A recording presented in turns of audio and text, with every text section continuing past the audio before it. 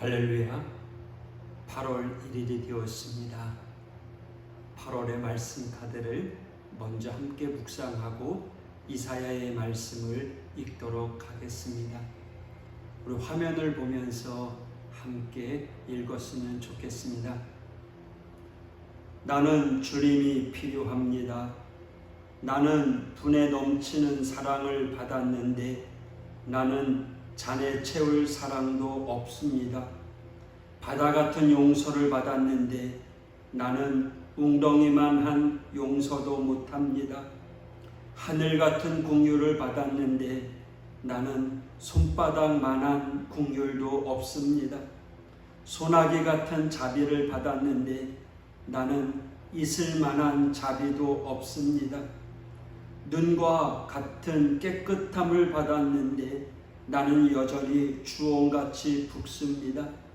나는 아무것도 없습니다. 그래서 나는 주님이 필요합니다. 할렐루야.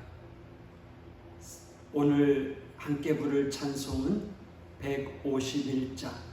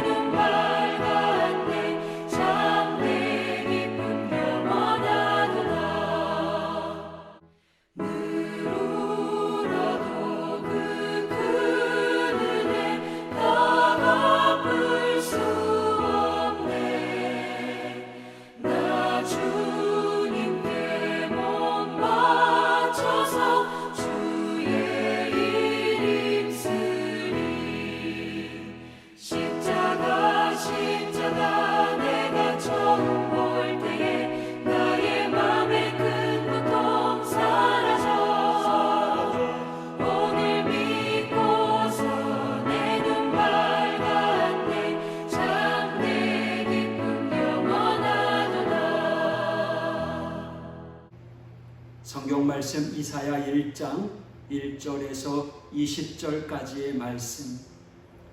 유다 왕 우시야와 요담과 아하스와 히스기야 시대에 아모스의 아들 이사야가 유다와 예루살렘에 관하여 본 계시라. 하늘이여 들으라, 땅이여 귀를 기울이라. 여호와께서 말씀하시기를 내가 자식을 양육하였거늘 그들이 나를 거역하였도다. 소는 그 임자를 알고 나귀는 그 주인의 구유를 알건만은 이스라엘은 알지 못하고 나의 백성은 깨닫지 못하는도다 하셨도다. 슬프다 범죄한 나라요, 허물진 백성이요, 행악의 종자요, 행위가 부패한 자식이로다. 그들의 여호와를 버리며 이스라엘의 거룩하신 이를 만홀히 여겨 멀리하고 물러갔도다. 너희가 어찌하여 매를 더 맞으려고 패역을 거듭하느냐? 온 머리는 병들었고 온 마음은 피곤하였으며 발바닥에서 머리까지 성한 것이 없이 상한 것과 터진 것과 새로 맞은 흔적뿐이거늘 그것을 짜며 싸매며 기름으로 부드럽게 함을 받지 못하였도다. 너희의 땅은 황폐하였고 너희의 성읍들은 불에 탔고 너희의 토지는 너희 목전에서 이방인에게 삼켜졌으며 이방인에게 파괴됨같이 황폐하였고 딸 시온은 포도원의 망대같이 참외밭의 원수막같이 애워싸인 성읍같이 겨우 남았도다. 만군의 여호와께서 우리를 위하여 생존자를 조금 남겨두지 아니하셨다면 우리가 소돔 같고 고모라 같았으리로다. 너희 소돔의 관원들아 여호와의 말씀을 들을지어다.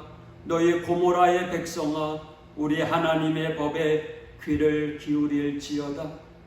여호와께서 말씀하시되 너희의 무수한 재물이 내게 무엇이 유익하뇨? 나는 수디양의 번제와 살찐 짐승의 기름에 배불렀고 나는 수송아지나 어린 양이나 숫 염소의 피를 기뻐하지 아니하노라. 너희가 내 앞에 보이러 오니 이것을 누가 너희에게 요구하였느냐? 내 마당만 밟을 뿐이니라. 헛된 재물을 다시 가져오지 말라. 분향은 내가 가증히 여기는 바요 월삭과 안식일과 대회로 모이는 것도 그러하니 성회와 아울러 악을 행하는 것을 내가 견디지 못하겠노라. 내 마음이 너희의 월삭과 정한 절기를 싫어하나니 그것이 내게 무거운 짐이라 내가 지기에 곤비하였느니라. 너희가 손을 펼 때에 내가 내 눈을 너희에게서 가리고 너희가 많이 기도할지라도 내가 듣지 아니하리니 이는 너희의 손에 피가 가득함이라. 너희는 스스로 씻으며 스스로 깨끗하게 하여 내 목전에서 너희 악한 행실을 버리며 행악을 그치고 선행을 배우며 정의를 구하며 학대받는 자를 도와주며 고아를 위하여 신원하며 과부를 위하여 변호하라 하셨느니라. 여호와께서 말씀하시되 오라 우리가 서로 변론하자. 너희의 죄가 주홍 같을지라도 눈과 같이 희어질 것이요 진홍같이 붉을지라도 양털같이 희게 되리라. 너희가 즐겨 순종하면 땅의 아름다운 소산을 먹을 것이요 너희가 거절하여 배반하면 칼에 삼켜지리라. 여호와의 입의 말씀이니라. 아멘. 오늘 아모스의 아들 선지자 이사야의 이야기입니다. 이 이사야는 우시아가 죽던 해부터 하나님의 계시를 받고 활동하기 시작했습니다. 아모스는 강력한 용기 있는 이란 이름의 의미를 가지고 있고요. 이사야는 여호와는 구원이시다라는 의미입니다. 그러므로 이사야는 그의 이름대로 하나님의 구원에 대하여 강력하게 선포했던 선지자입니다. 그의 사역의 절정기는 아수르가 남유다를 공격하던 때인 아하스와 히스기야 왕 시대였습니다. 하나님이 이사야 선지자를 통해 주신 계시는 남유다와 북이스라엘에 대한 것이었습니다. 즉 이사야는 북남유다와 북이스라엘 전체에 하나님의 계시를 선포한 선지자였던 것입니다. 3절 소는 그 임자를 알고 나귀는 그 주인의 구유를 알건만은. 2절에 보면 하나님께서 이스라엘을 자식을 양육하듯 돌보셨습니다. 하지만 그 결과는 소와 나귀만도 못했습니다. 하나님을 주인으로 섬기지 않았던 것입니다. 주인도 짐승을 알아보는데 하물며 이스라엘 백성은 제 주인인 하나님을 알아보지 못했습니다. 4절 만홀히 여겨 멀리하고 물러갔도다. 하나님께서 이 배은망덕한 이스라엘 백성을 이성이 없는 짐승의 수준으로 떨어뜨렸습니다. 그 이유가 무엇입니까? 이스라엘 백성이 먼저 하나님을 첫째 자리에서 폐위시켰습니다. 자신과 자신의 뜻을 그 자리에 앉혔기 때문입니다. 그들은 하나님을 만홀히 여겼습니다.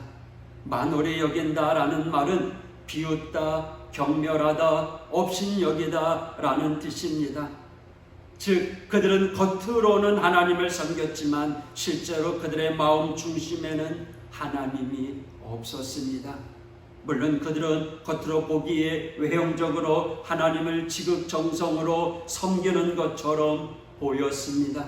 여전히 제사를 지내고 제사장의 권한은 왕도 침범하지 못할 정도의 권한을 가지고 있었습니다. 그럼에도 그들은 여전히 산당에서 이방신을 섬겼습니다. 자신들의 대소사에 관한 문제를 하나님이 아닌 이방신 앞으로 가져갔습니다.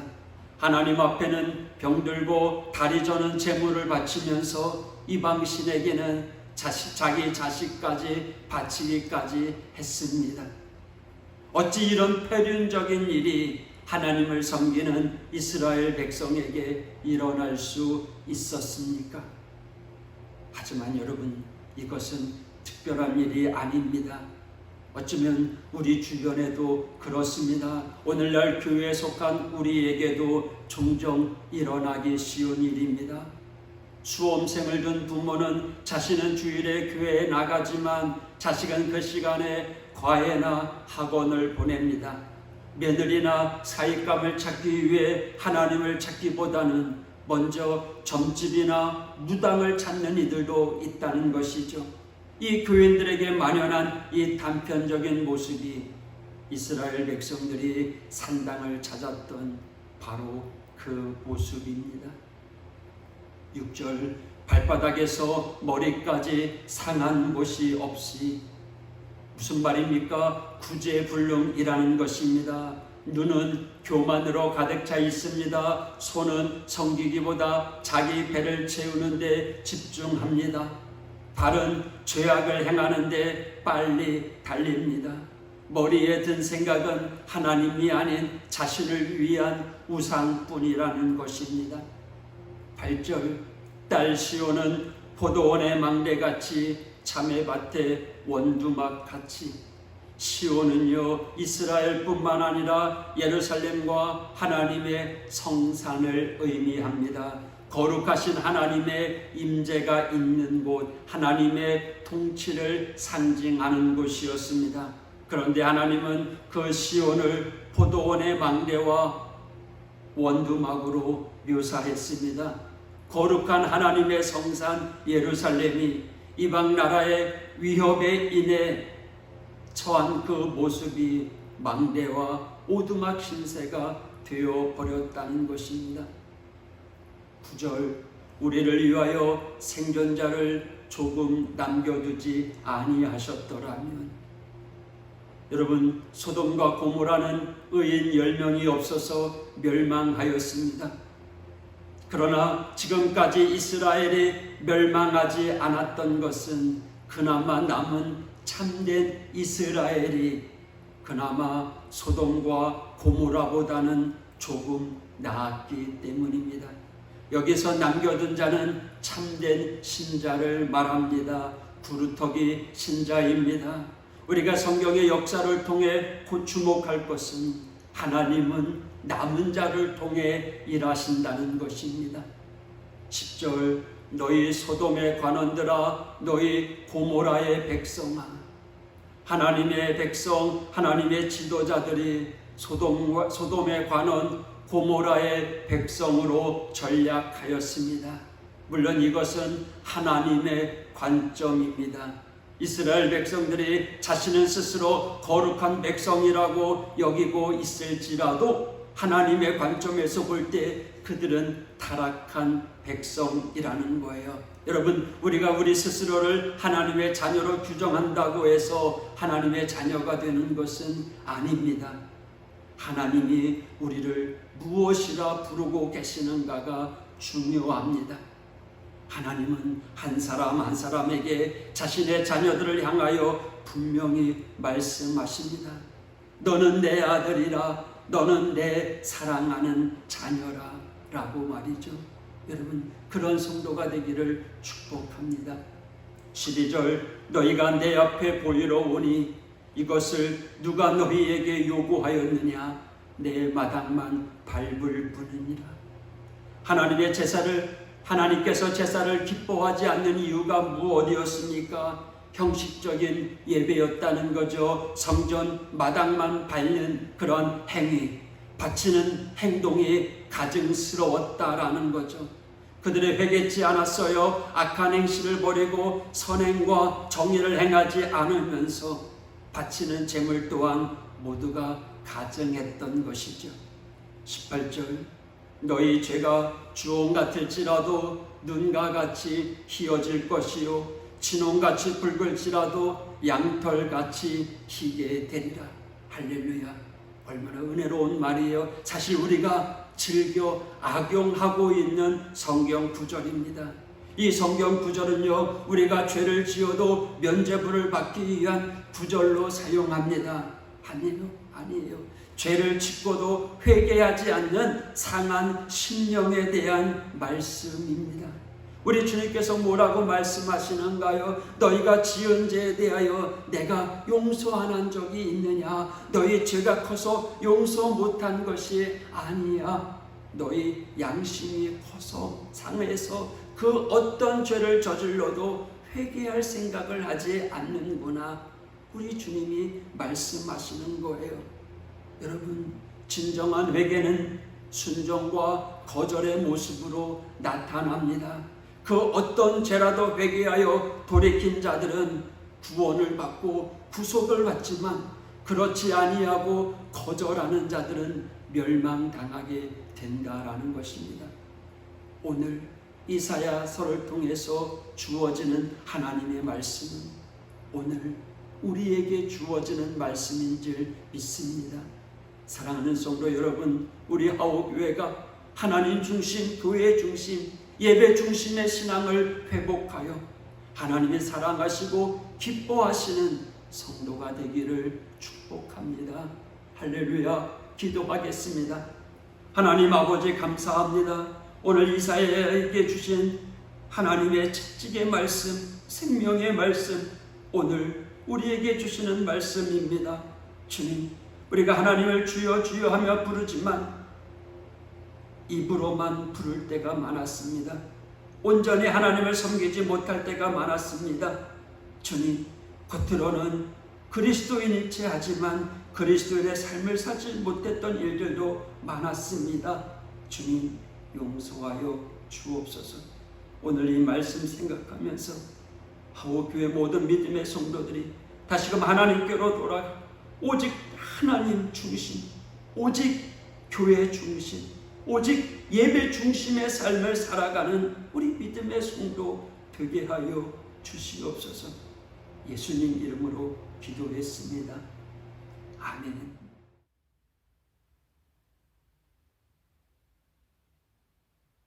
당신은 사랑받기 위해 태어난 사람, 당신의 삶 속에서 그 사랑받고 있지요. 당신은 사랑받기 위해 태어난 사람, 당신의